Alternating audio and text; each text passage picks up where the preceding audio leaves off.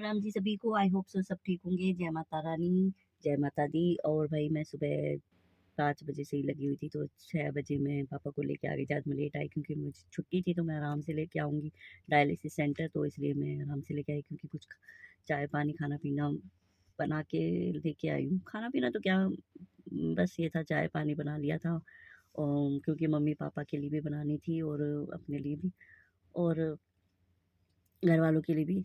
तो बस इतना ही कर पाई थी कि और नहा धो के पूजा पाठ तो मैं कर नहीं पाई, तो वो तो मैं जाके ही करूँगी।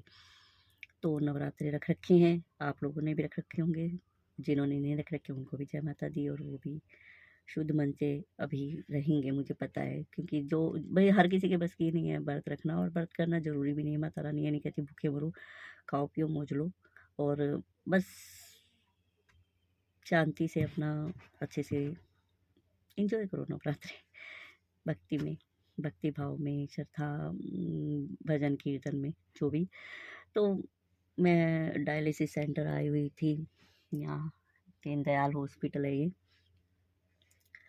पहले महाराजा में होती थी, तो वहाँ इतना दिक्कत नहीं होती थी मुझे, कि 2 साल वहाँ हुई तो आराम से ये था, टाइम निकल गया हमारा कि वहाँ जानकार भैया थे एक, जो पहले से ही डायलिसिस सेंटर थे और करवाते थे, जब अशोक विहार होती थी, तो वो वहाँ भी जॉब करते हैं। तो उन्होंने ही थोड़ी इंजेक्शन वगैरह की हेल्प करवा देते थे, इतनी दिक्कत नहीं आती थी।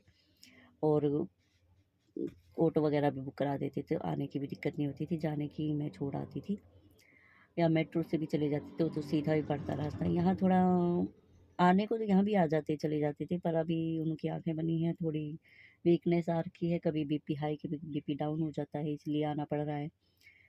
हफ्ते में 3 बार होती है, कई बार एक दिन स्किप भी कर देते हैं बीच में, जैसे अभी करना पड़ा। बुधवार को आए आँख बनवाई है, तो बृहस्पति शुक्रवार रेस्ट करने के लिए। अब शनिवार को आए हैं, तो मेरी छुट्टी थी, मैं चलो मैं ही चली जाती हूँ, नहीं तो आकृति रुकती यहाँ और आकृति करवाती। फिर मैंने सोचा आकृति सो जाएगी, रात नाइट शिफ्ट कर रही है, तो अभी मैं ही देख लेती हूँ।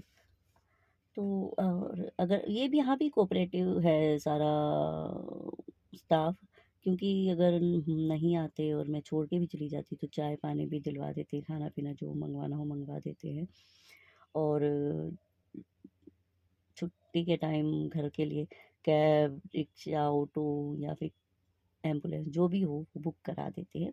अच्छा स्टाफ है भाई, हर जगह अच्छे इंसान मिल जाएंगे, बुरे मिलेंगे तो अच्छे भी मिलेंगे कहीं ना कहीं।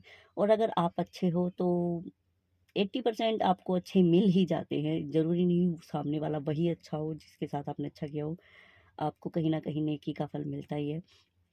और रही बात जो 10-20% बुरे मिल जाते हैं, वो आपके कर्म निधान है, जिसका आप कहते हैं ना, आपके जो कार्मिक लोग हैं वो हैं, वो आपको अपने कर्म जाल से छुड़ाने आए हैं।